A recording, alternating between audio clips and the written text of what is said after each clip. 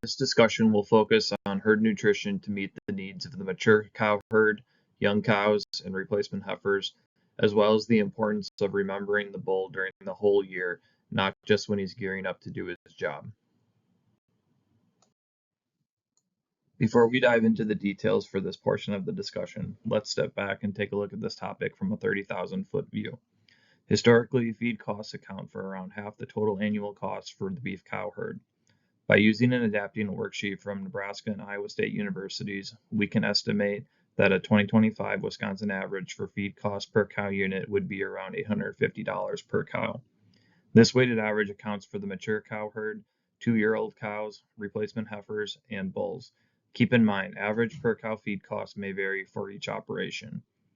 Since feed costs account for about half the total cost of production for beef cows, this reminds us that optimizing quantity and quality of the feed we are feeding our cows is essential in managing costs and significantly impacts profitability in the long term. Producers should optimize the amount of forage the cow can harvest herself by adapting good pasture management of perennial forages. When practical, grazing corn stover, annual forages, and/or cover crops can also help control feed cost. Each farm is somewhat unique in these opportunities and should be explored and evaluated as to how they work best. All of these options are great ways to provide your cows with adequate nutrition sources depending on time of year and point in their annual production cycle. It is important to know the production period of your cows and as well as their condition and desired body condition. Supplementation may be needed to maintain or add body condition to our cows, again, depending on time of year, point in the production cycle, and quality of feed available to them. Overall, it is less costly to maintain our cow's body condition score, or BCS, instead of needing to add back condition because they lost too much earlier in the year. Ideally, we would like to see the mature cow herd maintain an average BCS of 5.5, but there may be times when BCS declines during the year, but we want to try to keep those changes to a minimum. Considerations for nutrition and BCS of younger cows and heifers will appear later in this discussion. All nutrients beef cows consumed are used in one way or another. Understanding the hierarchy of nutrient allocation can help us understand the importance of meeting the cow's varying needs throughout the year. The first place nutrients are allocated to is basic metabolism. This is the nutritional requirements it takes her to maintain homeostasis or to the point where all basic body functions are operating correctly, sometimes referred to as maintenance. Basic activities such as walking to the feed bunk or grazing, getting a drink of water, or casual activities such as moving to a comfortable location also fall under her basic energy needs. If the animal is still growing, after maintenance requirements are met, then their own growth is the next phase nutrients will be used. In the next hierarchy of nutrient allocations are maintenance of pregnancy, lactation, and estrus cycling. So if nutrition is lacking, lactation and reproduction will be the first things to be negatively impacted. Both of those are important for the cow to produce quality calves in a timely manner, which impacts profitability directly. Finally, if all those needs are being met, then any excess nutrients are stored as reserves or body fat. It is important to allow cows to have sufficient energy or fat reserves. These help in short-term situations where the cow's needs are higher than what the ration is providing. Producers need to be mindful on the amount of fat deposits so other body functions are not negatively affected. Sufficient does not mean excessive, but we'll have more on that later. To understand the nutrient needs of cows throughout the year, it helps to understand the 4 production phases beef cows go through annually. The number of days in each cycle may vary slightly from cow to cow. Phase 1 begins the day the calf is born until the cow goes through estrus and is pregnant once again. This stage will be 80 to 90 days, as we should expect our cows to have a calf once every 365 days. The second phase is from conception through weaning. This phase will typically last around 110 days depending on when the operation decides to wean their calf crop. It could be shorter if there is a need to wean calves early. One example may be in a drought year. Phase 3 is from weaning until the 3rd trimester of gestation begins. The cow's nutritional needs are the lowest during this production phase. If we need to add some condition to the cows, this will be the easiest and least expensive time to do so. Phase 4 is the 3rd trimester of gestation until calving. During this time, the calf has rapid growth and the cow's body is preparing for birth and lactation. Nutritional requirements increase during this time. This graph shows the annual energy requirements on a monthly basis throughout the year. The birth of the calf is the start of the graph on the left side. The yellow line across the top shows total daily energy needs in megacals for a 1,400-pound cow that is maintaining a constant ideal body condition score. The requirements shown are assuming neutral temperatures. We will discuss how winter influences energy needs later. Seasonal temperature needs should be taken into account when formulating rations. However, most ration softwares do this. The red vertical lines show the transition points from the production phases, which were discussed in the last slide. Energy needs increase steadily over phase 1. At the time the cow gets rebred, the calf is getting about half its feed from mama's milk. The other half is from solid food or pasture and gradually increasing. The cow's milk production steadily declines from that point until weaning. In the early stages of gestation, the new growing calf does not require much energy. Phase 3 begins at weaning, and the cow's nutritional needs are relatively low until phase 4 begins with rapid calf growth and calf development during the third trimester of gestation. Crude protein needs in pounds per head per day throughout the production year are shown on this slide for the same sized cow and conditions as the previous slide and graph we just looked at. As you can see, protein requirements have a similar pattern to energy needs. Thinking back to the nutritional hierarchy slide earlier, if cows are not receiving sufficient nutrition to meet all their needs, reproduction and lactation are the first things to suffer. Too thin cows will not begin cycling in a timely manner, which will extend their calving interval. Thin cows will also produce less than poor quality milk and colostrum, which is vital to getting calves off to a good start. In addition, the calf growing in the uterus can be negatively impacted when the mother is undernourished. Research on livestock fetal programming has shown that nutritional challenges during development of the calf can result in reduced development of the organs, reduced reproductive performance of the calves during their lifetime, and reduced muscle and fat potential, depending on when the stress occurred during the different developmental stages of the calf. These problems can last for a lifetime for the calves and many years for the cows. Similar to undernutrition cows, overconditioned cows can have problems as well. Cows that are too fat have an increased risk of dystocia because fat is also accumulated internally and can narrow the birth canal. Carrying extra weight can take its toll on feet and legs and increase risk of injury. And excessive condition can lead to other problems, including in the development of replacement heifers. The extra cost associated with feeding overconditioned cows is an extra cost without a return.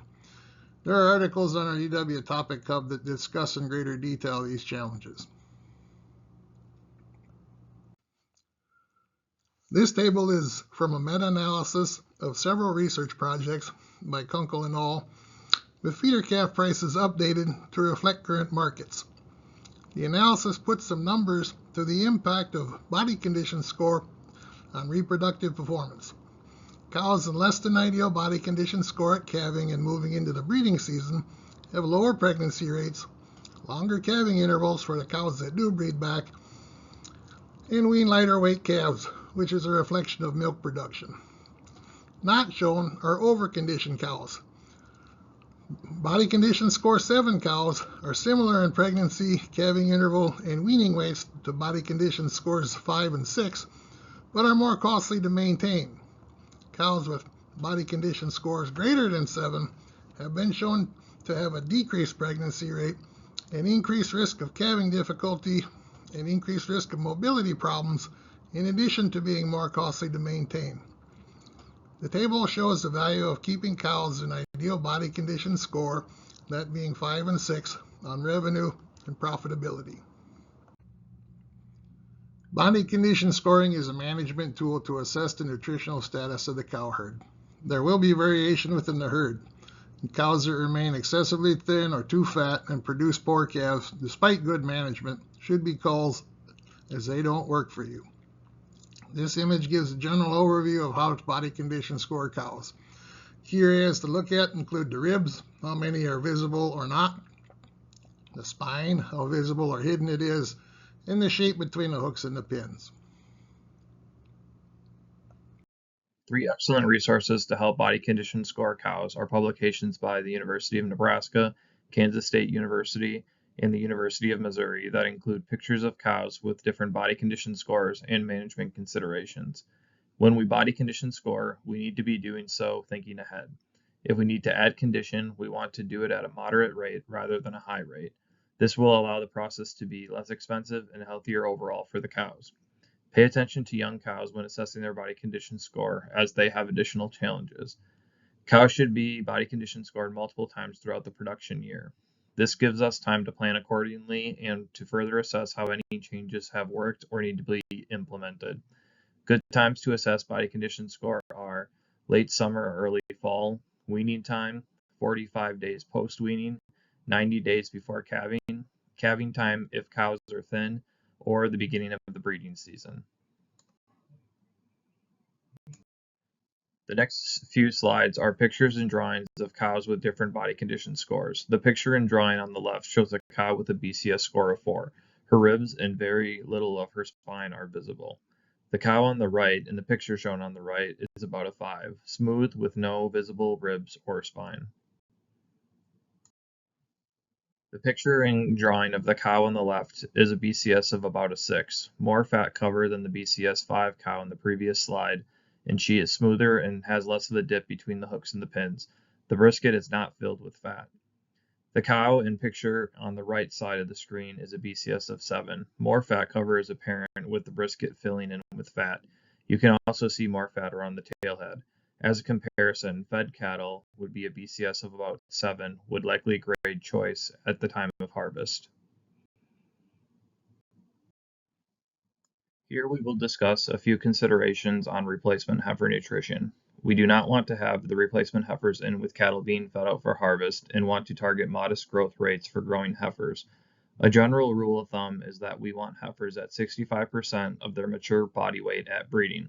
Recent research has shown that breeding heifers may be at 60% of their mature weight at breeding, but may need to be on a higher level of nutrition to reach approximately 85% of mature body weight at calving, compared to heifers being at 65% of their mature body weight at breeding.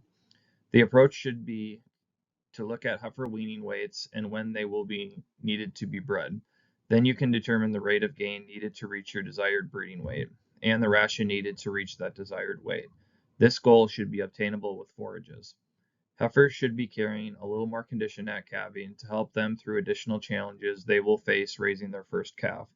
While still growing themselves, they need to be bred back in a timely manner to remain productive members of the herd. Do not house the replacement heifers with the rest of the herd. They do not need to be at the bottom of the social order, but need adequate access to feed, water, and other nutrients so that they can develop themselves and their growing calf. Many people don't realize that cattle do not reach their full mature size until they are about 4 years old. 2- and 3-year-olds are still growing themselves and do not have the stomach capacity of mature cows. This can present challenges as they cannot eat as much. This means they need somewhat higher quality feed to meet their needs. In addition, they are smaller and often get pushed away from the bunk if bunk space is limited, especially if any supplemental energy or protein concentrates are fed, because they are usually fed in low amounts. If possible, they will benefit greatly from being in their own group with plenty of bunk space. This does not mean overfeeding them, but providing them what they need in an environment where they can get it. Here is an example of the 2- and 3-year-old challenge using a mature cow weight of 1,350 pounds during the 3rd trimester in February weather conditions in Wisconsin, which would match up with typical calving of April and May type herds. The hay being fed is a grass hay that is at 58% TDN and 10.5% crude protein. For clarification, the weight gain or loss is that of the actual cow. Pregnancy weight that will be gained is taken into account but is not reported in this table. Keep in mind that if the 2- and 3-year-olds are not getting their needs met, it will also have a negative impact on the calf and potential colostrum production and quality. In this example, the mature cow does just fine on this hay as she is able to eat enough hay to meet her needs. The target gain for the 2 and 3-year-olds reflect what they should be gaining to meet their normal growth to maturity, and in this example they are not able to get enough nutrition from the amount of hay that they are able to eat to meet that need from this hay. In this case, the 2 and 3-year-olds would either need to be fed a higher quality hay or some supplemental energy. Don't forget the bull or bulls when making sure everyone gets their feed needs taken care of. Putting them out back someplace with some old rough hay to chew on and forgetting about them until next breeding season is not a good plan. During the breeding season, they will lose weight working the herd looking for cows in heat, unless they only have a very few cows to breed.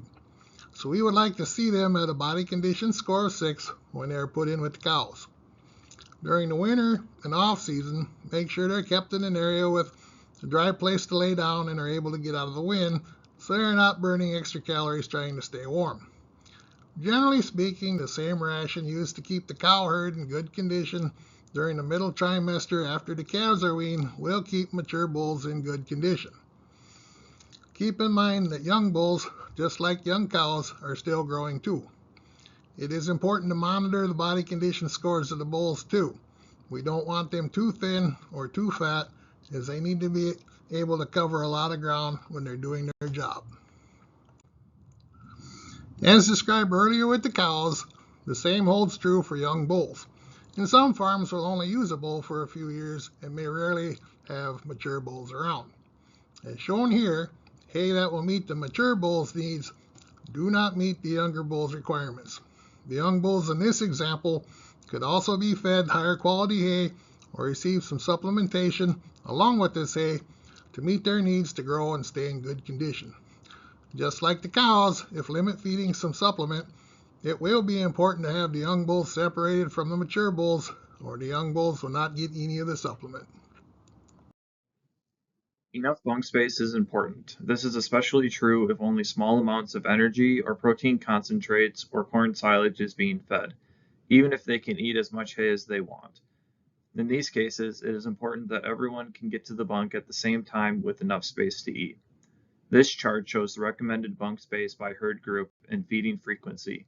Again, providing enough space for young stock, cows, and bulls to eat will only benefit them and you in your short and long-term goals. Adapted mature cattle with a clean, dry, heavy winter hair coat in the recommended body condition score range have a thermal neutral zone that extends down to about 20 degrees Fahrenheit, commonly referred to as the lower critical temperature. Thin cows and cows with a thinner hair coat may have a lower critical temperature around 40 degrees Fahrenheit, while cows with a wet hair coat have a lower critical temperature of 59 degrees Fahrenheit. For each degree below the lower critical temperature, energy requirements increase by 1%. The thermal neutral zone is the temperature range where cattle do not need to expend additional energy to maintain core body temperature. As the effective temperature drops below 20 degrees Fahrenheit, cattle will need increased dietary energy to meet maintenance and gestational needs, as well as maintaining their own normal body temperature. Exposure to wind and cooler temperatures can also increase energy needs. This chart compares the additional energy needed during typical winter temperature conditions in Wisconsin. The second column from the left shows the annual temperature for those 4 months. The next column shows energy needs for each of those months for a cow with a clean, dry coat that has protection from the wind, but not necessarily in a building. The two columns on the right-hand side show the increase in calories needed due to wind, one with a clean coat and then the other with a dirty coat and no protection from the wind. This shows the importance of providing cattle with a clean, dry place to lay down and protection from the wind. When working with a qualified nutritionist, weather conditions can be taken into account in formulating rations to meet beef cow needs in addition to the stage of pregnancy, among other factors. During extreme cold and/or cold-wet conditions, it may be necessary to supplement extra energy if those conditions last for more than 2 to 3 days. Short-term extremes should not be as much of a problem. Protein needs do not change as temperatures drop. Energy needs need to be adjusted. Wet conditions will increase calorie needs during winter weather, and even when temperatures reach 60 degrees. UW Extension has many resources available for producers to understand weather's effect on cattle management, performance, and nutritional needs, as well as many other topics. Please visit UW Extension's livestock page for more information. Forage testing is the only true way to know what you are working with in terms of nutritional value of the feeds feeding your animals. Forage testing is a key component for developing a plan to meet cow herd needs throughout the year, especially for the times of year when cows are fed harvested feeds. Once the quality of the feeds on hand is known, a plan can be put in place to determine what hay needs need to be fed in order to best meet the cow's needs during the different phases of her production cycles.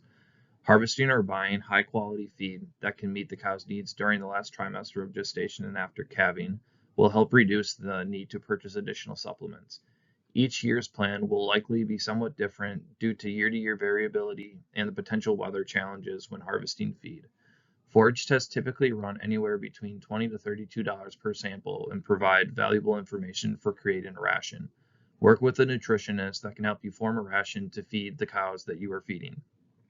In the bottom right hand side of this picture, you see a drill that has a forage tester on it that you can get typically from your local extension office. Overall, you can't manage what you don't know, so forage testing is well worth the cost. Let's discuss some of the important forage test values for looking at beef cow rations. Dry matter, this is the opposite of percent moisture. This represents the fraction of the sample that is not water and is measured by loss on drying by various methods depending on the feed type and analysis requested. Crude protein is a measure of the protein content in hay and other feedstuffs and is expressed as a percentage of dry matter. Net energy for maintenance is a measure of how much energy a feed can provide to meet a beef cow's maintenance requirements. Total digestible nutrients is a value that indicates the relative energy value of a feed. The greater the TDN value, the more energy dense the feed is.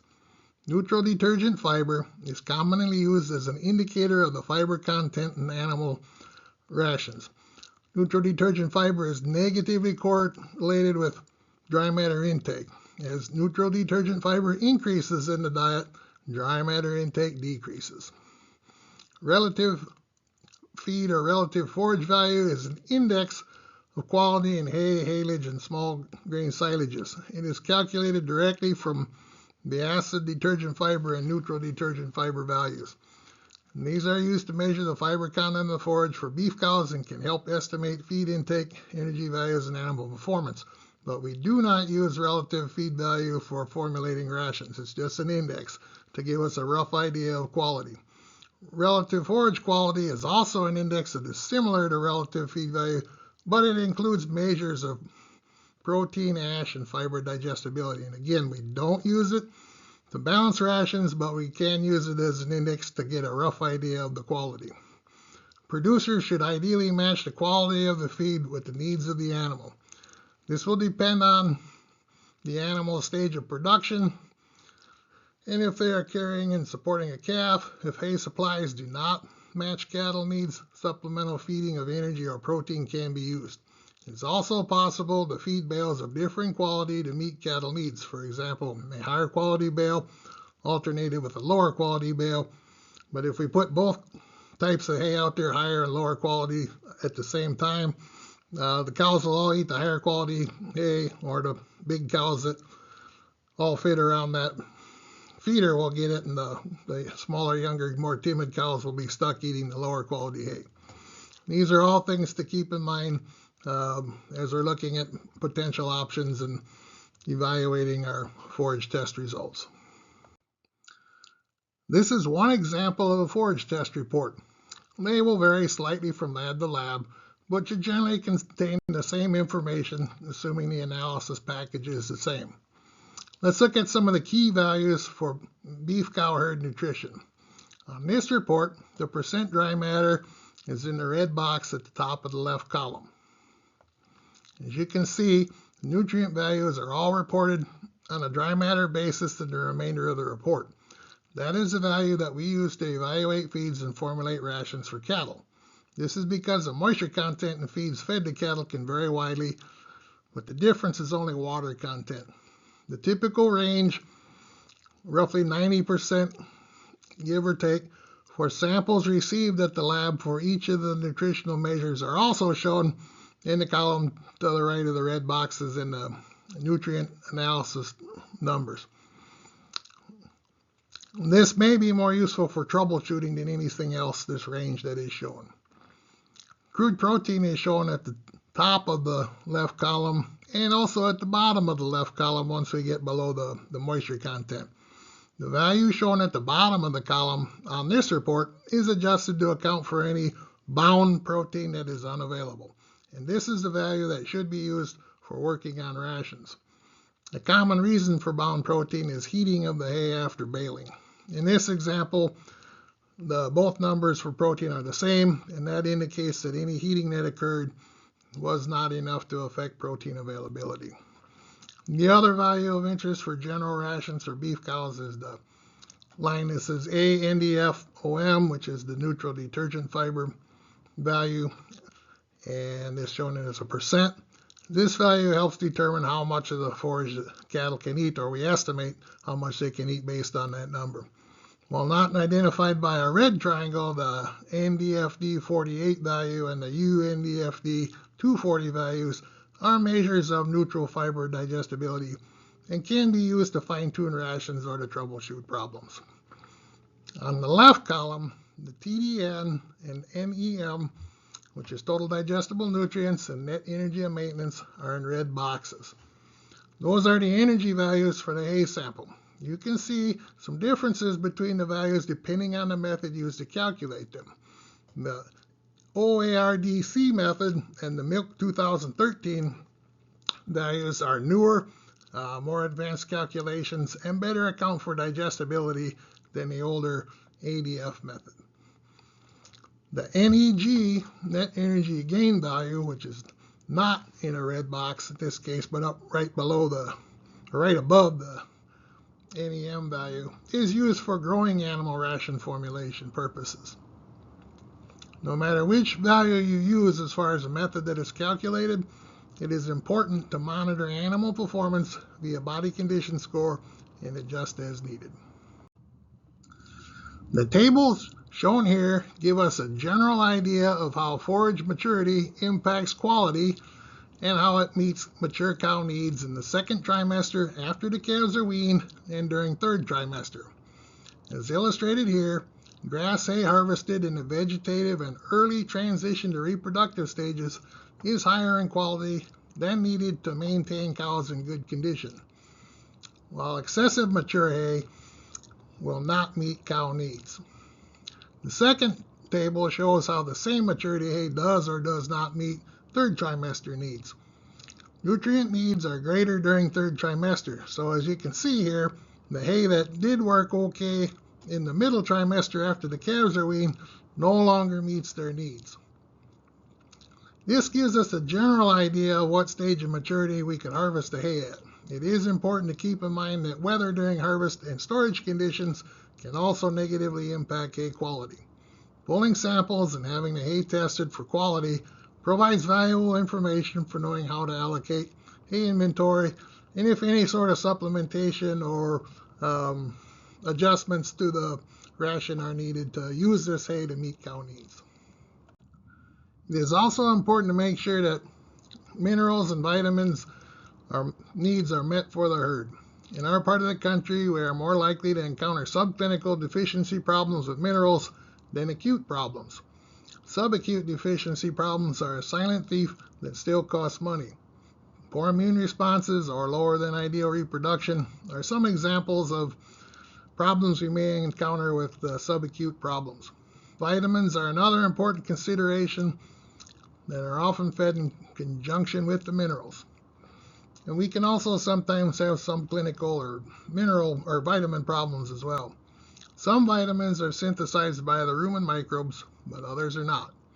Vitamins A, D, and E are not synthesized by the rumen. These three vitamins are in sufficient quantities in fresh forages when cows are out grazing, and supplementation during that time is not needed. Once forages are harvested and stored, then the vitamin content begins to decline and degrade. The degradation rate can vary depending on harvest conditions, age of the forage, and different factors like that. When feeding harvested and stored forages, supplementation of vitamins A, D, and E is needed and usually included with the mineral supplement. Vitamins in the mineral and vitamin mixes also degrade over time, so older minerals should be fed during the time they are on pasture. Read the labels of the mineral mixes to determine if vitamins are included or not, as in some cases, some mineral mixes are designed for use on pasture and may not include any vitamins. Forage test results can help troubleshoot potential mineral and vitamin problems. Some years with high rainfall amounts or challenges with harvest can result in lower mineral concentrations in the feed. One myth that still seems to make the rounds is that cattle will self-regulate mineral intake if fed free choice. Research has shown that cattle are not capable of regulating mineral intake when offered in a buffet-style manner. Some minerals by themselves are not palatable. Cattle crave a certain amount of salt. Most mineral and vitamin mixes, when fed free choice, are mixed with salt, and the salt serves as a mechanism to ensure that they eat enough. Read the label on the different mineral products for directions, as some need to be mixed with salt and others come pre-mixed with salt. It is then important to monitor intake to ensure animals are eating the intended amount. A list of additional resources on minerals is included with the supplemental materials for the course. Grazing corn residue after the grain is harvested is a common practice on many farms that have both beef cows and corn grain acres. This practice can extend the grazing season and reduce the amount of harvested forages fed in a very economical manner. Some keys to success are that we only want the cows eating the leaves and the husks, which are the highest quality.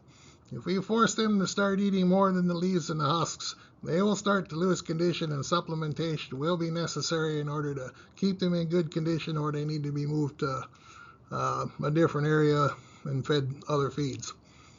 When planting, we should only expect them to eat about half of the potential leaf and husk that there is there. We can estimate that based on grain yield. This will generally maintain a mature cow at body condition score 5, as long as we only expect them to eat about half of the leaf and husk there, so they're not walking around too much trying to find enough to eat. Keep in mind, though, that there are exceptions, with weather conditions being the biggest factor. Now, it's important to also remember that leaf and husk alone will not maintain 2- and 3-year-olds or growing animals without supplementation. Visually appraising the residue is an important management tool to know when to move or supplement the cattle in that area. It is important to realize good management also includes adequate fences, access to water, and mineral and vitamin supplementation are necessary to successfully use corn residue. Reach out if you are interested in more details on good management practices for grazing corn residue, and we can get you more help with that. An area related to herd nutrition is storage and feeding of forages. Earlier we pointed out that feed costs are about half the annual cost of the beef cow. This can be made much worse from losses due to poor storage and feeding practices. These pictures show 2 methods of good hay storage and 1 poor method. Storage loss can add significant cost to the harvested feeds if done poorly. It is important to realize that the outer 6 inches of a round bale account for 20 to 30% of the bale, depending on core density. Weathering of the outer parts of the bale leach out the nutrients, even if the hay does not appear to be spoiled. So using good storage has value for you and the animals being fed. Hay feeder design greatly influences hay loss. This table compares different big bale feeder designs and their associated losses from a trial conducted at Michigan State. The 2 columns on the right-hand side show that the cost of waste on a daily and 6-month basis to help illustrate the cost of poor feeding management. Reducing the time the cows have access to the hay can also help reduce waste, as their eating behavior changes and they spend less time playing around at the hay feeder.